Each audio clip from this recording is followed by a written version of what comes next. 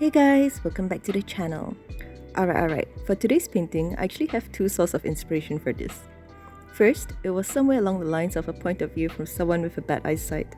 But it didn't sound very romantic, so I thought, maybe from the perspective of someone with teary eyes might sound a little more artistic.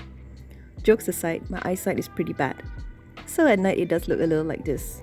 After a lot of nagging about me being a road hazard, one day I finally mustered a trip to the optician. I'm a little bit vain, so I've been putting off specs for the longest time.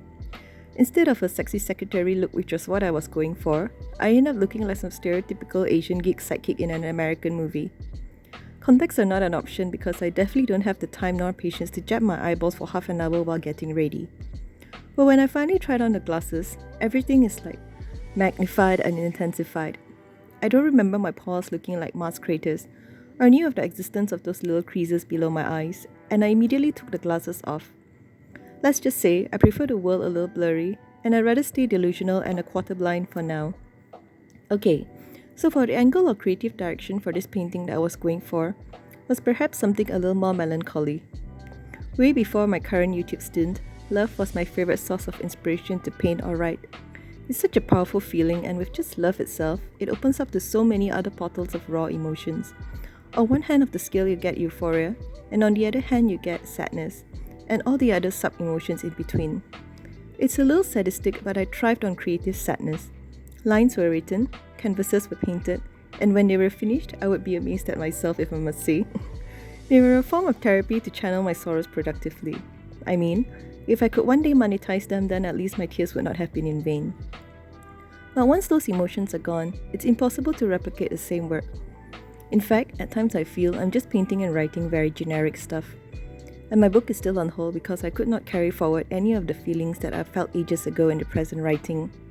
After proofreading it 100 times, it's still not satisfactory. A little bland without seasoning. Perhaps that's why they say to love is to live, to feel alive. I thought I had experienced great loves. Well, they all seem great until it ends and a new one comes and it feels just as great again. But in actual fact, true love is long-suffering and sacrifice.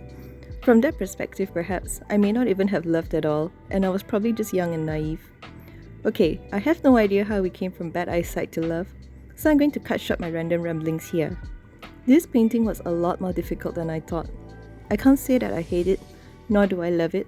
In some angles it looks alright, in others not so. I'll leave the judging up to you. Hence, without further ado, let's begin.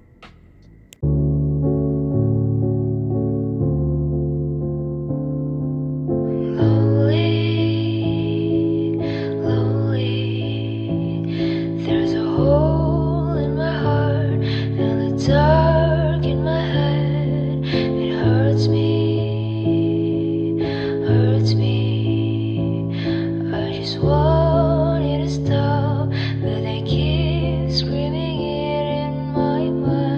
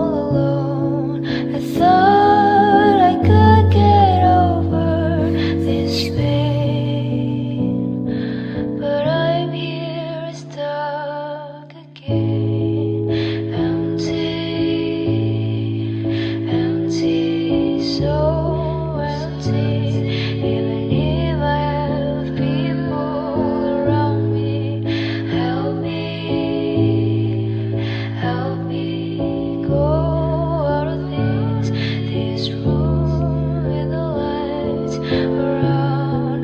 Why can't I run away from myself? I just wanna be free. It feels so cold. Why can't I retrieve any warmth from you?